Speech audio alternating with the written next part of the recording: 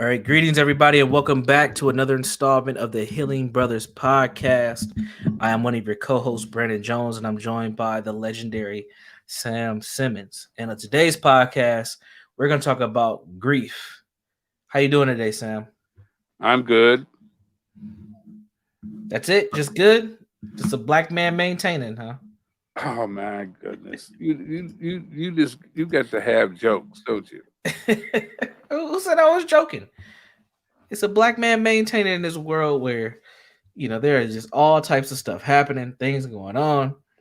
Now we're here in Minnesota where the shot spotter is live all the time. We continue to have deaths of folks, both from COVID and other things. The community violence is off the chain, and we're getting ready to go into a week of the Chauvin murder trial of George Floyd, and the other officers are um, being tried. So it's a lot happening right now in these times. But at least we have some warm weather locally. The sun's out, the snow's melting, things of that nature. Yeah, got that right. Um, I don't know, man. I it's just interesting. You know what I mean? Hmm. Yeah, it's just it is what it It is what it is. is. The universal black affirmation. It is what it is. You know, it's funny that you say that, and our topic is grief, because I often use that term when I train. And I say, we've been dealing with so much trauma and pain in the black community for so long that we've developed culture around it. And part of our culture is how we communicate. One of the key components of cultural dynamics is language. And I always say, one of the most famous quotes we have, no matter where I speak to black folks, anywhere in the United States, is if I say it is what it is, we all know what it means, even if we never spoke together before. Because we've gotten to a place where we've been under so much racial battle fatigue and anti-blackness that it is what it is just like, what else can we take?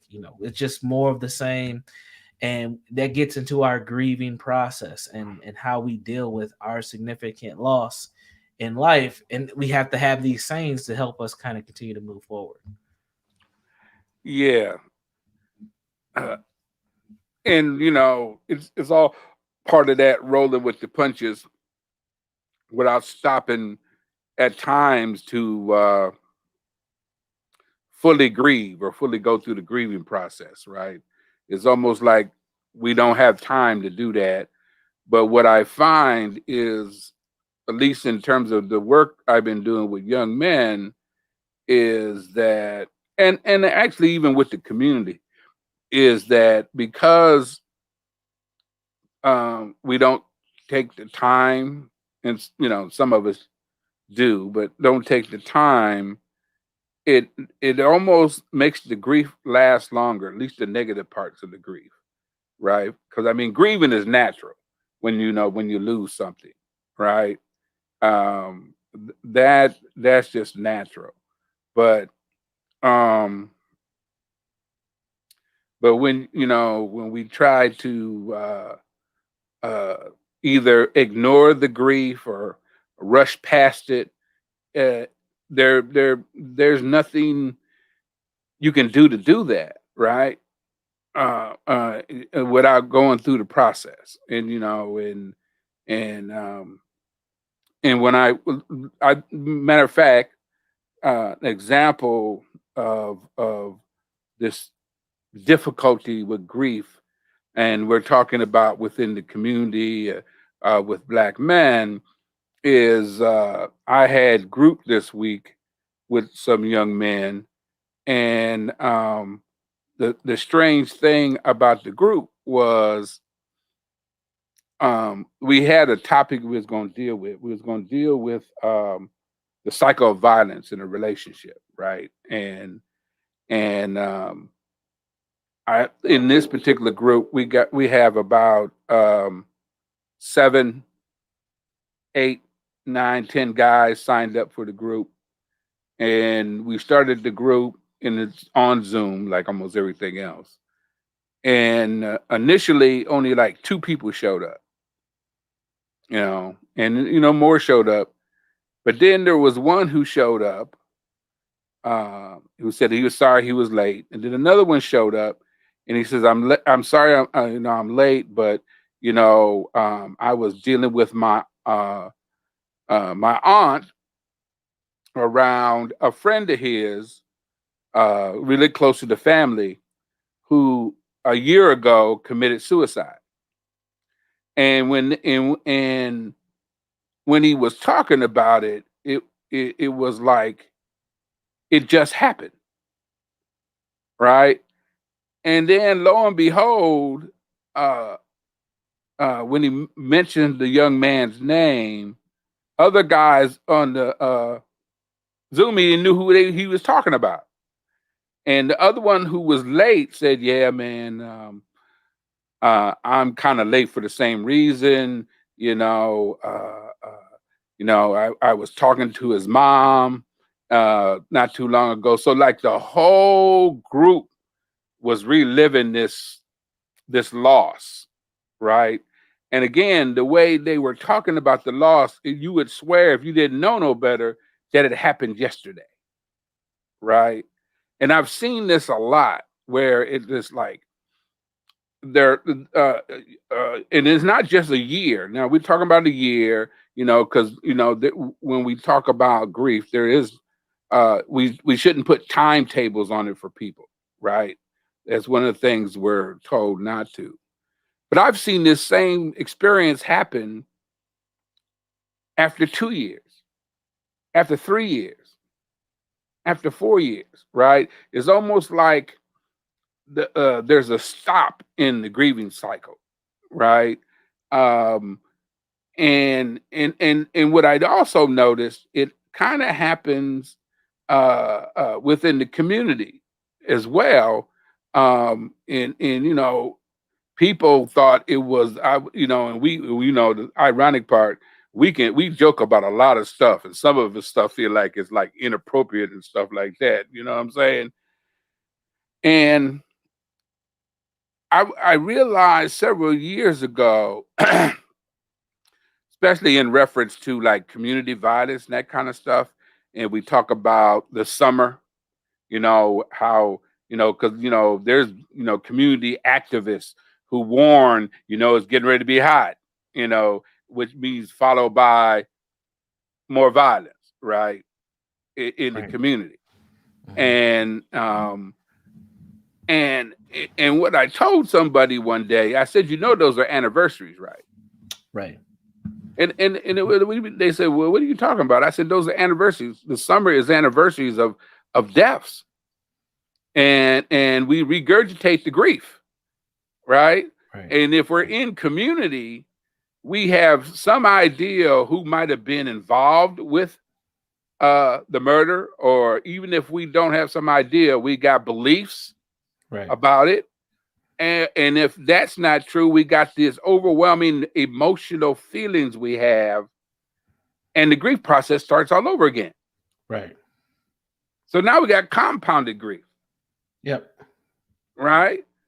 And if we look at, with the professionals talk about in terms of the grief process, sadness, anger, guilt, anxiety. We could have physical and behavioral and emotional symptoms, like fatigue and Right. those kind of things. Have difficulty finding joy, difficulty sleeping, eating patterns, confusion, loss of concentration, right? Hmm. And then you get to a point where you kind of you make peace with it, right? Hmm. You don't eliminate all the pain, but instead of the loss still being felt, the loss becomes an important part of your life rather than the center part of your life, right? That, Right. that's that process that they talk about. And so they call it recovery. Individuals better able to accept the loss, assume a normal life, and reinvest in time and attention and energy, and really kind of you know incorporate the memory more than loss, Right. right? You know what I'm saying? Right. And it seems like we get as far we start from anger and start all over again, Yep. Yeah. right? Hmm.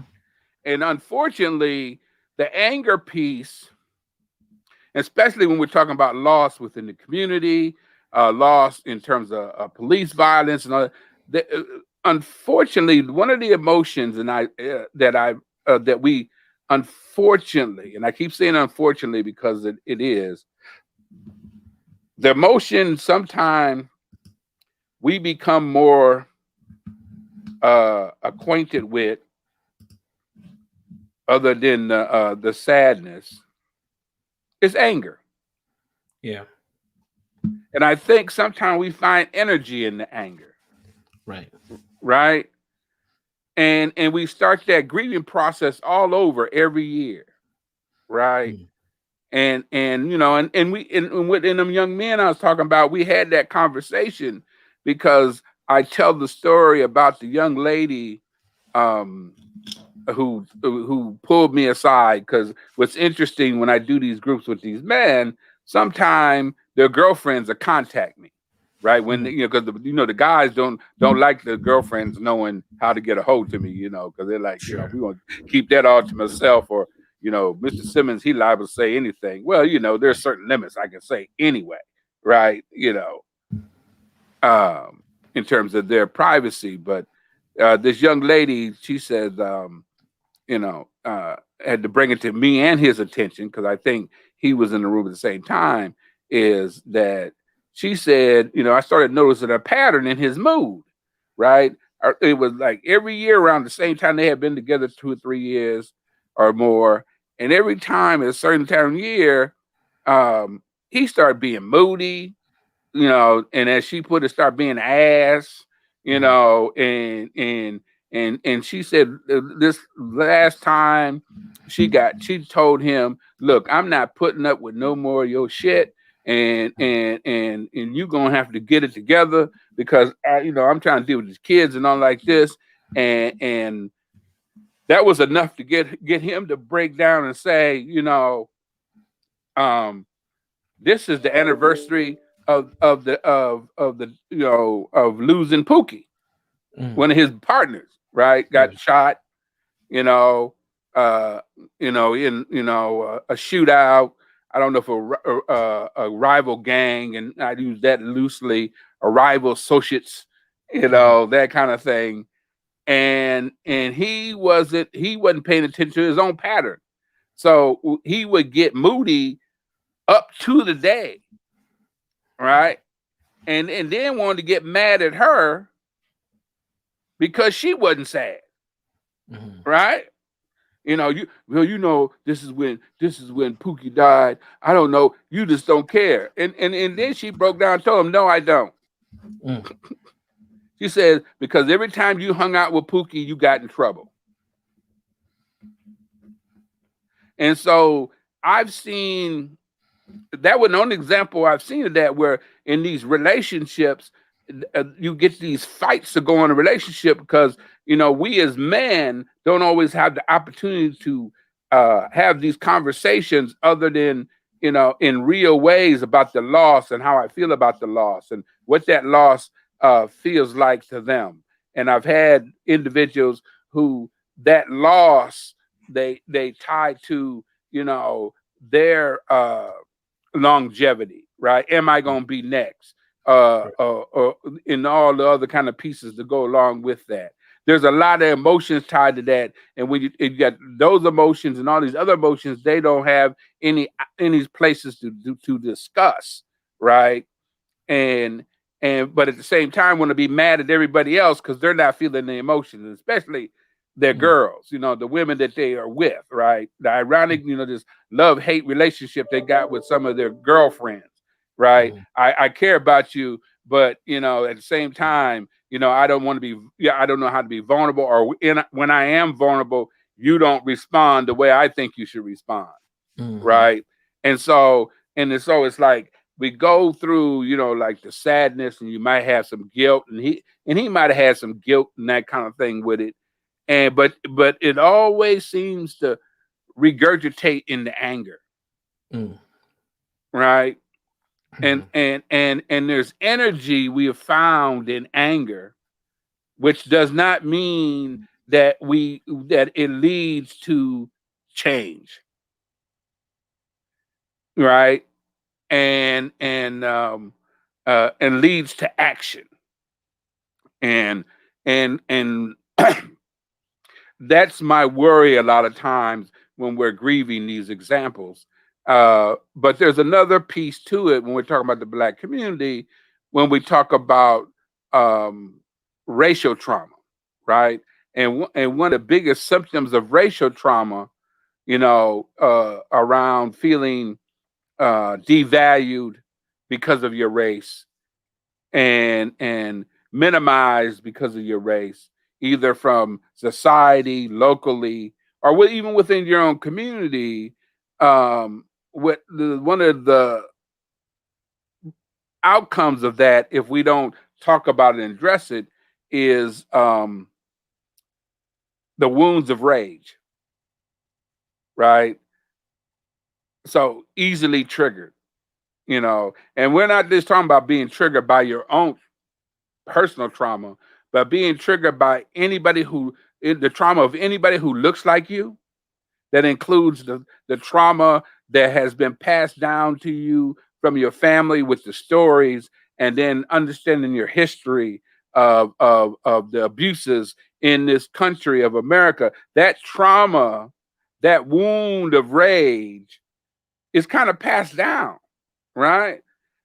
And if you don't get a handle on that wounds of rage, it comes back to bite you, right? Because if I can't explain that wound, then I will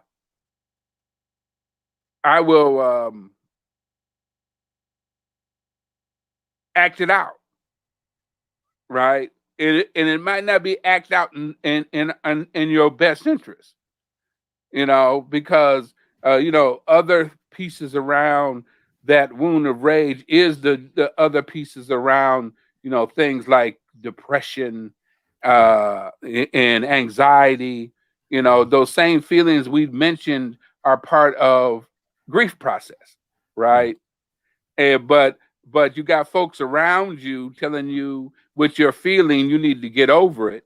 And again, like I said, if I'm not allowed to fully process it, not allowed to be heard, and you tell me to get over it, externally I tell you to get over it because I don't want to hear it, right? Because I don't want to, feel nothing you feel. Internally, I tell you to get over it, both because I don't want to hear it because it affects me, and I've been told that our pain, no matter for man or woman, we're supposed to be strong all the time to prove to, ironically, in some cases, to prove to the system that you can't wear me down, right? Right. So where that leaves me space. So we have this kind of walking knot in our gut, Mm-hmm. and it gets triggered sometime at the really wrong times, or bad times, Mm-hmm. or not in our interest. And if we're consumed with this rage and this anger around our loss, we don't want it to we want to get a handle on it. We want to manage it so that we don't allow it to eat us up, eat us up personally, eat us up in terms of our relationships, uh, eat us up in terms of being able to be clear headed to come up with solutions to issues. Right. Absolutely. I think one of the things that ends up happening, especially for Black men, when it comes to this concept of grief, is that we kind of get caught in four different emotions.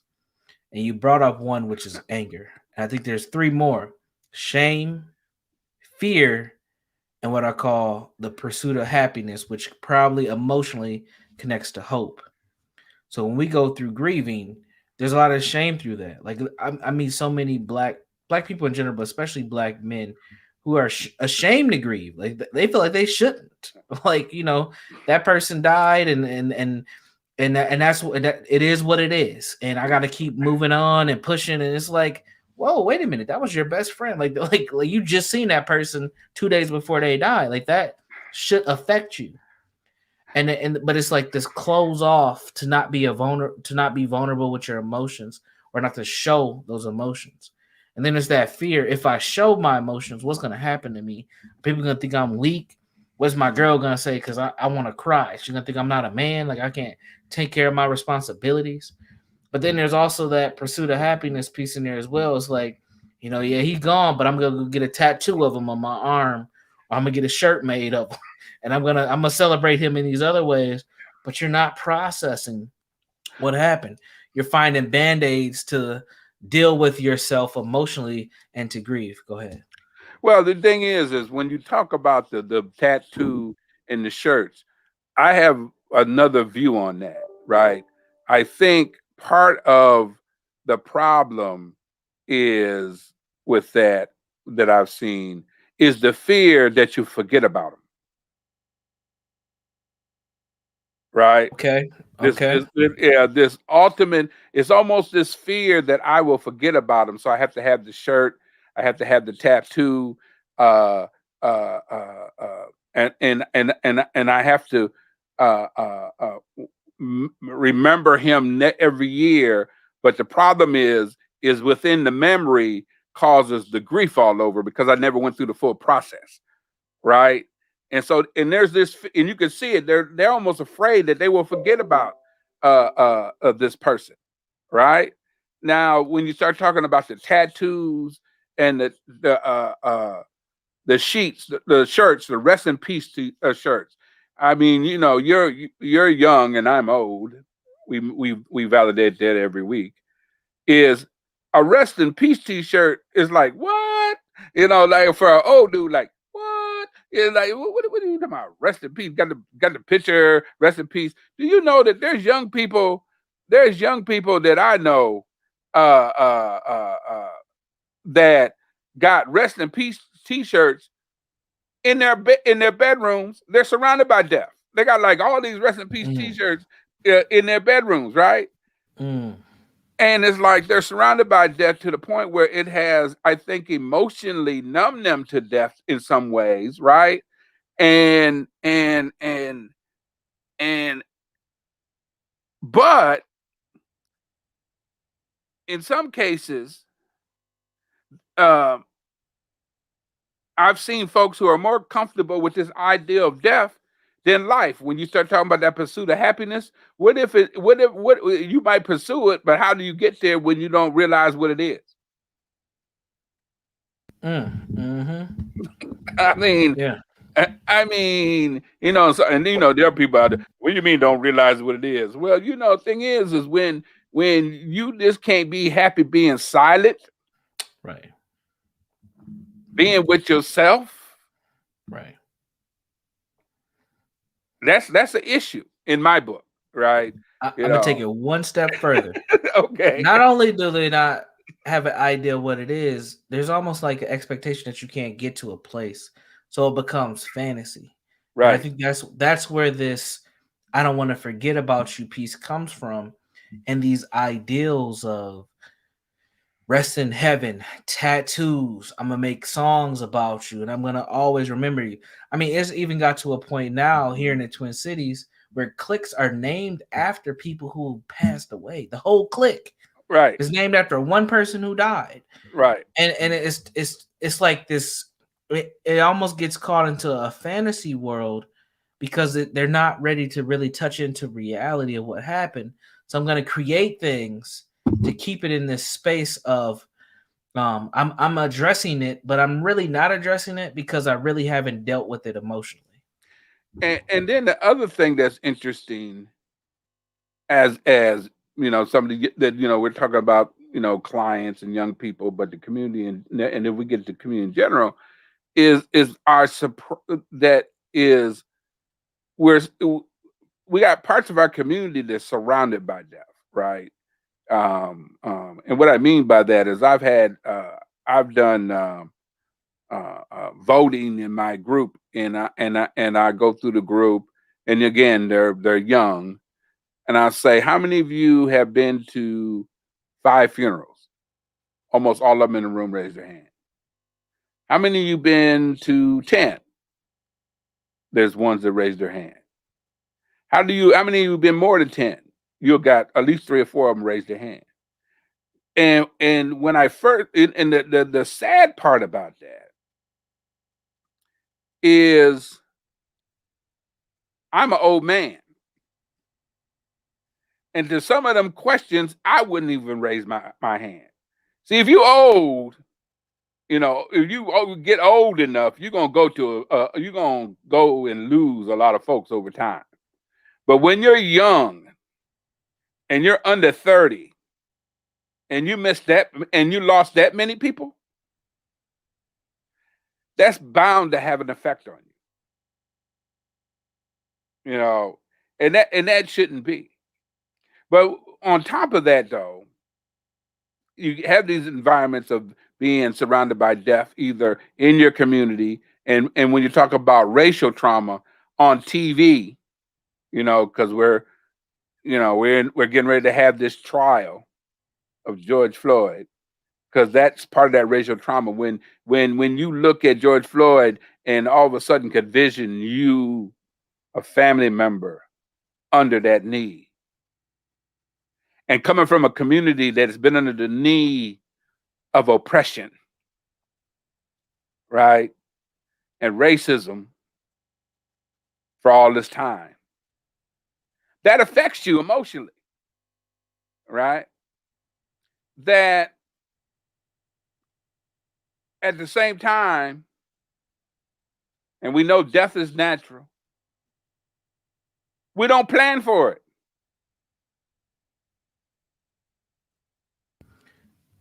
We haven't established a cultural let me back up. We haven't established a healthy cultural norm around grieving death. When I look at other cultural groups, many of them have processes for death. Some of their processes take days, weeks, etc. But when it comes to black folk, I think we might have talked about this or at least mentioned it on a previous podcast. I mean, I remember you saying like you bucking the system and wearing that fancy suit to the funeral over 30 something years ago, right? Right, right. But you know what? Something has happened since then where we don't wear black outfits. We don't get into our Sunday's best. We don't put a suit on and a dress no more. I mean, I see people going to funerals with pajamas on. Like,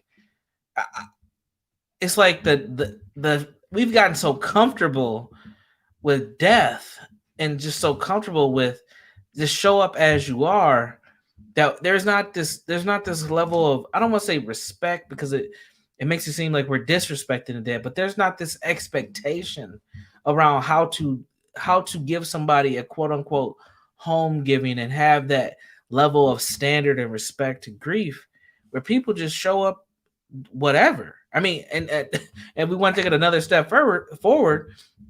Some funerals have become target practice for other groups where we start having shootouts at funerals. I mean, this is getting to be problematic and it's scary.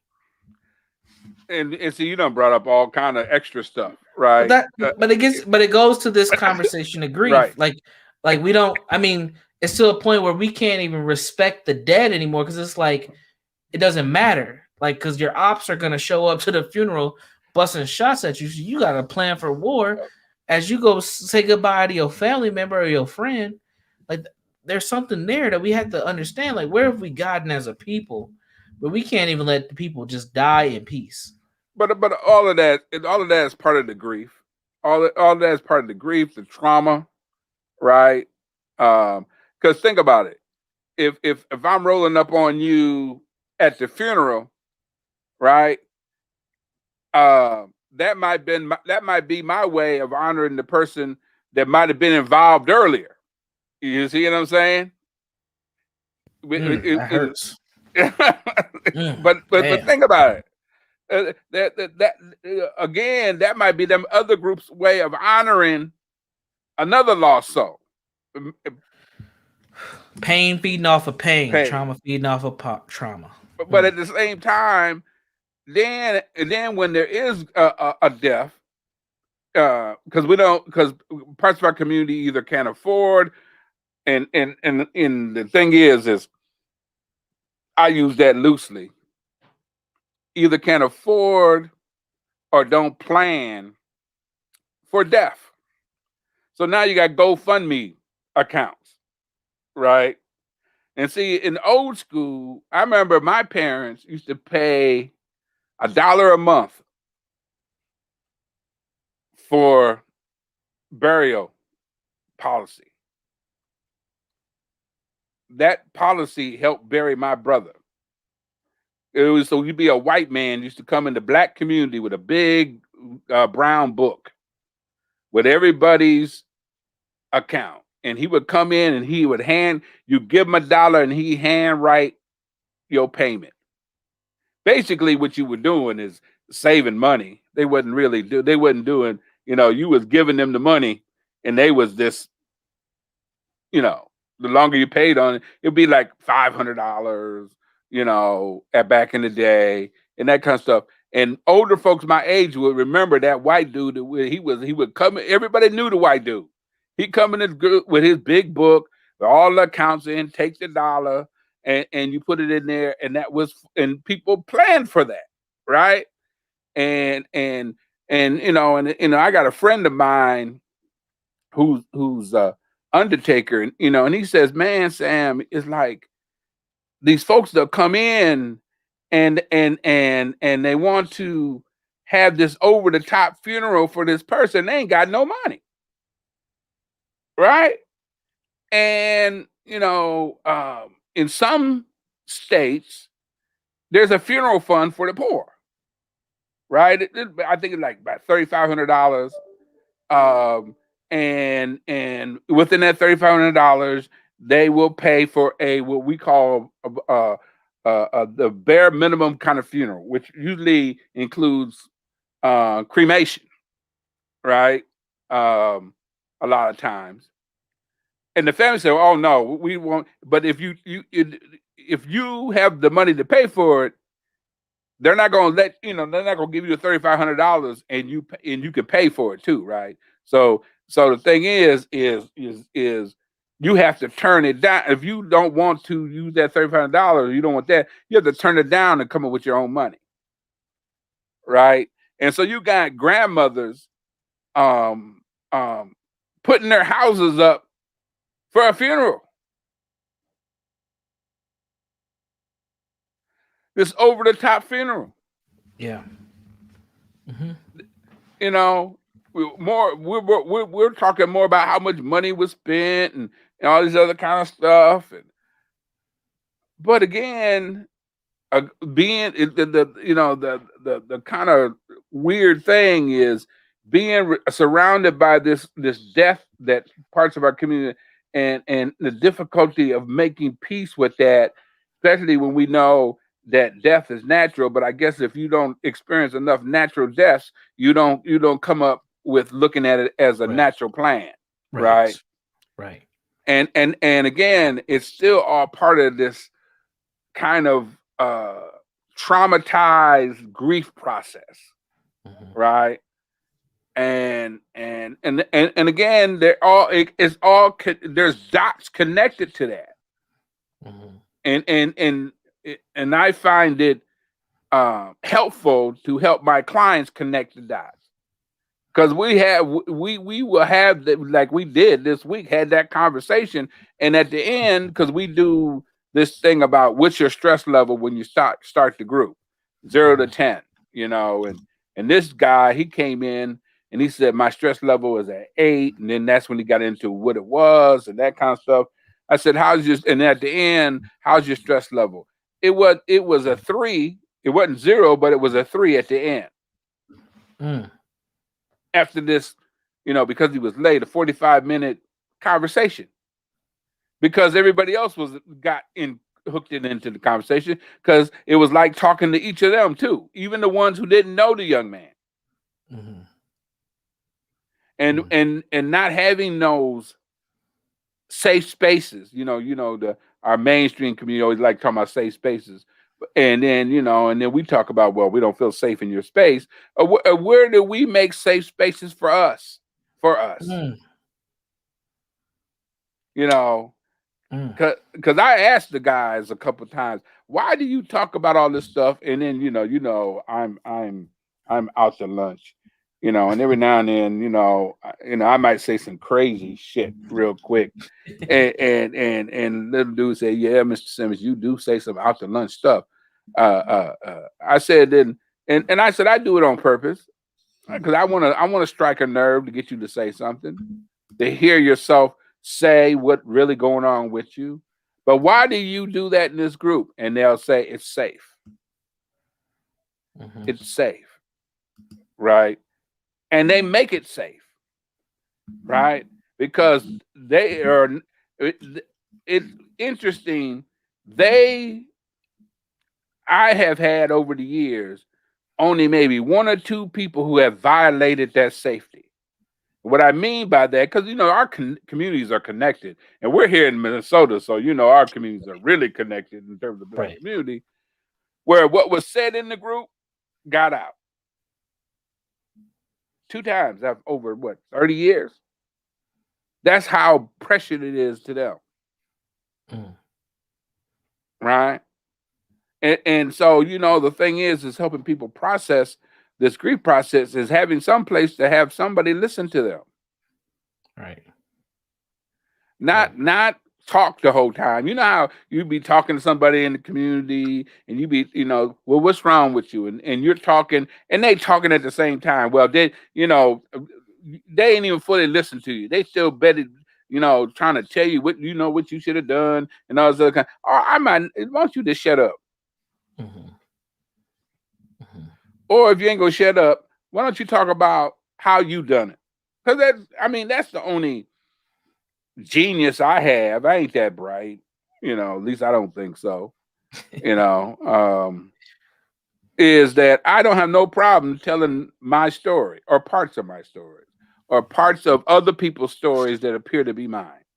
Mm-hmm. Because everything I talk about might not be my story, but I've heard so many to make it normal. And one of the biggest things that make it normal to these young men is it's coming out of a Black mouth. Right. Right. Okay. Now we often say, well, we need somebody to look like us to do it. Now I don't fully believe that personally. Mm. I don't fully believe that, because I rather have an honest white mouth who got some compassion and got some feeling for me than out of a Black mouth with ignorance. All right, Sam, you're gonna get us kicked. You're gonna get us I kicked don't off. care about that. I don't care about that. I've been doing this too doggone long to care about that.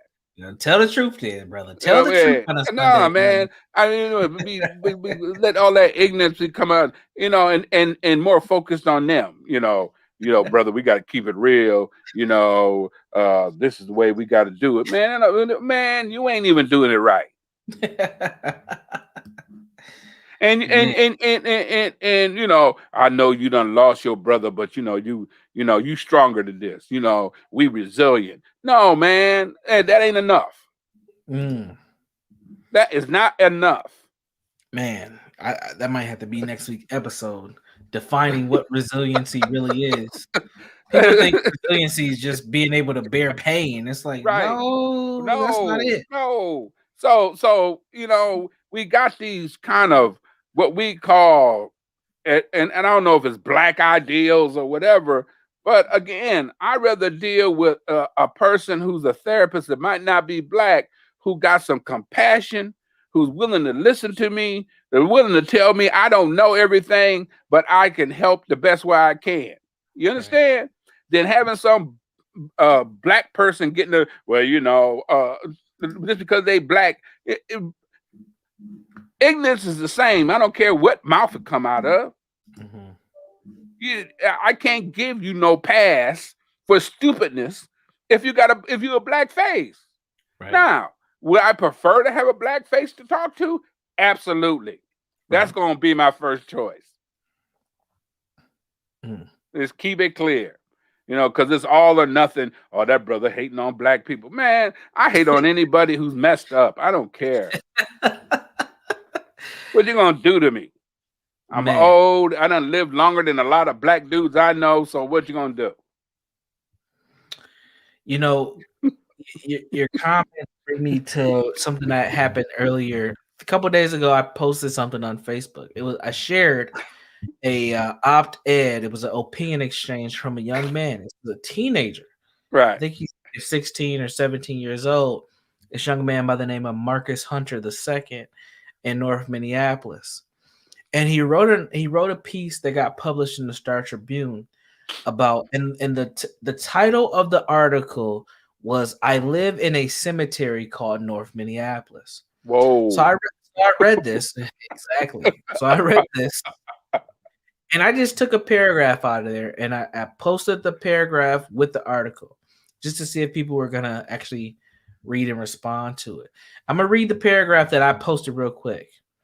He said, as a black teenage male, I no longer feel safe in my community.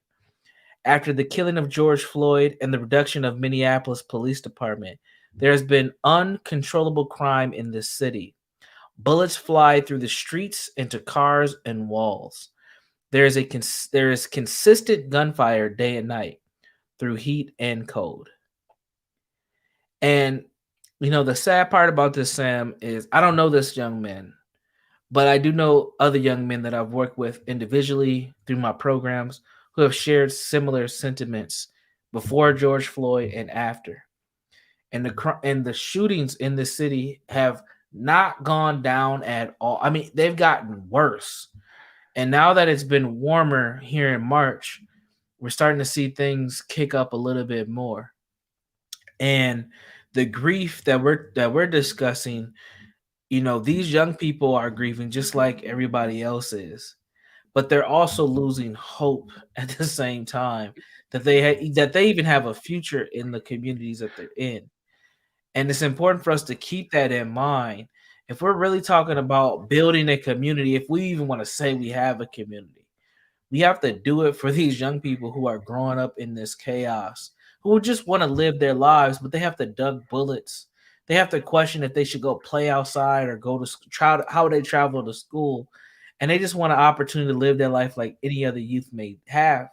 But they have to go through this struggle at the same time. And I know it's not a unique phenomenon to Minneapolis because we see this in so many urban environments. But at some point, the community has to respond. We can't blame this on the mayor and on the politicians and the damn police department. At some point, we have to do something. Like, and you can't get mad when people don't want to live in the damn community because of this. Because this is stressful. This is trauma. Right. And so when you posted that, what was the response? Barely nothing. I got some sad emojis. One person shared, and I had two people inbox me to ask me, what was my thoughts on this. And I responded to them, and they agreed with me. And I pretty much said what I just said here, just to summarize it is, it's unfortunate that we even have to have a 16-year-old put something in a major publication about how he feels that his community is a cemetery because as he walks through the streets, he sees tree after tree, block after block with teddy bears and notes and flowers and stuff from people who've been murdered. That is not normal, and that is not something that you're supposed to develop in. And we can't get upset when we have young people who have these extreme emotional and mental health states when they have to live through that. And how do we expect them to thrive and move forward and go to college or the military or whatever, build businesses when they've been dealing with this pain and this trauma for 16 to 17 years of their lives? Like at some point that has to stop. And we Yeah. can't blame the mayor or the politicians or the police for that. The community also has to respond. It's a parallel process to the trauma that's going on. Okay. Yes, we can blame the mayor No, and the we do. politicians. But the problem but I just want to make that clear. We can still blame them for some of this stuff for what they ain't doing.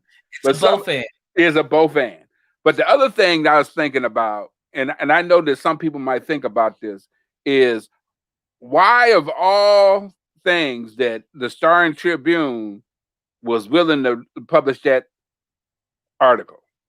See, that's the other sad part about Yeah, and also the it. timing too, right Right, before the right, right, trial. Yeah, right now before now the I said trial. that. Now it's a Yeah, side eye because why yeah. would they post this now? And I'm not saying it shouldn't be posted because some people's respond he should watch what he do and he young, he don't know no better.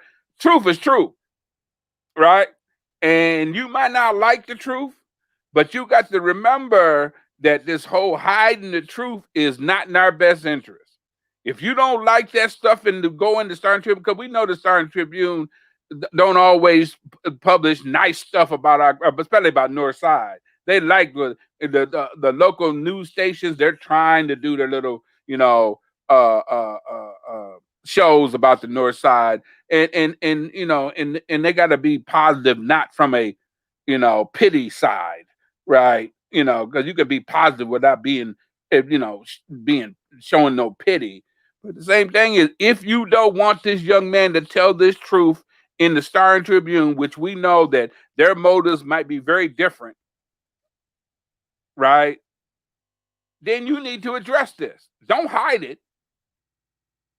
But so often our response would be attack the young man. He should know better. Why don't he keep it in the community? Keep it in the community is what keeps the community in this problem. We always want to cover, and I know folks who get mad when somebody, the true, like the North Siders or whatever other side of towns and the country, the cities around, and two things can be true at the same time. You know, I mean, because we're just in the North Side, you got one faction who's saying, "What are you talking about getting rid of police?" and the other one's talking about in some people's eyes, get rid of the police, and there's got to be a balance somewhere because we know it ain't working for us. Not in the way we feel like we should as members of of the community, members of this country, and so the thing is having this young man be able to say what he needs to say. Because from somewhere along the line, he ain't feeling like he being listened nowhere else. Exactly. Okay, and so and more power to him because he ain't the first one. I remember there's this survey, and because we've been on Zoom, I haven't had the guys do it, and I probably should figure out a way to do that. Is they ask these 10 questions, and part of it is a life circumstance survey and the ACEs, adverse childhood experiences. And one of the questions in there, did you grow up in a war zone? Right? And over 70% of my guys say yeah. Right. And I remember the first time I gave it out, the young man said, Mr. Simmons, this question, did you grow up in a war zone? What do you mean by that? I said, well, what do you think I mean by that? He says, well, um, um, I live in a rough community, blah, blah, blah, blah. I said, did it feel like you was growing up in a war zone? Yeah. If that's the way you feel, say yes. Yes. Yeah. And they ain't nowhere near what we would call legitimately a war zone. But if you feel like you in a war zone, that don't take the fact of the people looking at, well, there ain't no war zone. That's a community. No, it's a war zone to me. Right. Exactly. Because I've seen kids in real war zones in interviews happier than some of the kids in our neighborhood. So back to the grief. We got about 8 minutes. How you want to finish up this piece? Well, let me ask you a question. I think this might be a good way to close out. You know, what is an appropriate way for us to grieve? We talked about some of the challenges and changes that we've seen over time, but in 2021 and beyond, what are some of the ideals of healthy ways to grieve some of the losses that we've had? Oh, that is a tough one. I can give you, a lot of the little clinical answers. What are they? Seek out caring people, express your feelings, take care of your health, which I think is a Mhm, good one. mhm, Accept life uh, uh, is for the living. Accept that life is for the living. Postpone major life changes, be patient, seek outside help when necessary. Okay? those all But- sound great. Yeah, they are. But when you're in a situation, okay, so seeking out safe spaces, what are they? And Mhm, where are they? right, Right? Taking care of your health, um, that's easier said than done if you wasn't doing it already, right. right? And what encourage self care or that self care thing, and uh, uh, we are in a community that doesn't allow um, people to take care of themselves, right? Because taking Mhm, care of yourself might need some time away, right? mhm, But the other piece is what do people around them need to do? Be patient, right? Don't start that. Why don't you get over it? Kind of crap, right? Um, um, we need to um, develop a different kind of narrative about life. You yeah, know, I think we done got too comfortable with death. And we got to see all. It's like all Black Lives Matter, all deaths matter. mm, mm, Okay, so there's some attitude changes. There's some environmental changes that we need to look at. I mean, one of the some of there's the obstacles that we have going on with some of that stuff is that this whole thing that we must be strong to get on with our lives. It isn't appropriate to show emotions except at funerals. The recovery should be complete like within 6 months to a year. You know, um, not dealing with our pain and not allowing our times to deal with that and learn more ways to deal with that and learn more productive ways to honor folks, right?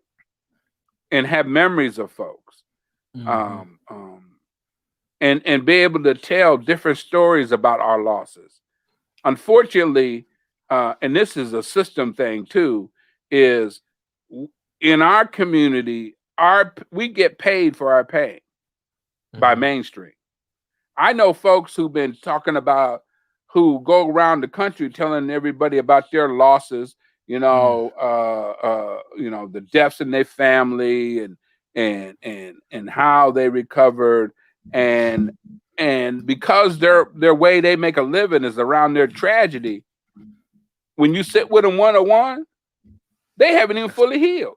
that's all they know. Yeah. That's I It's a mean, danger. Yes. yeah, and on top of that, that's that whole idea of long suffering, being black as long suffering, Yeah, right? sadly. It's like because you got that sad story, brother, I came through, I lost my family and all this other kind of stuff.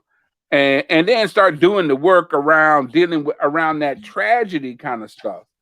Um, and not really spent time healing so you can Right, have it's okay to talk about those things, but what is the process?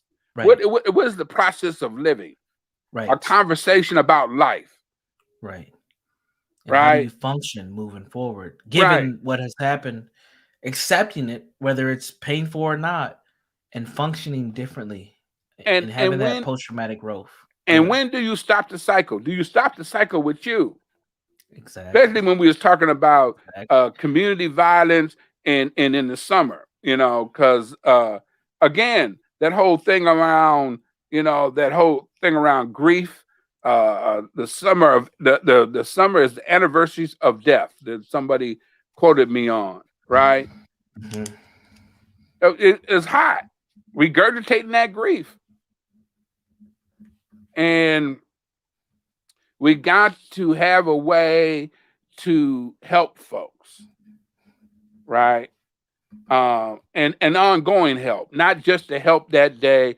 It's like I'll be here for you and all like that. Well, some of us don't know how to have people be there for us. Mhm. If I wasn't there for you before the death, I don't know how to be there for you after. You know, Mhm. and this listening to me, right? And again, we talk about the whole thing around that guilt and that kind of stuff, and you know, uh, um, all those really negative pieces that we get stuck in, the fear of forgetting about the person, right? Right. Um, the over the top responses that we have, you know, making promises that we at the time of the death we ain't gonna keep.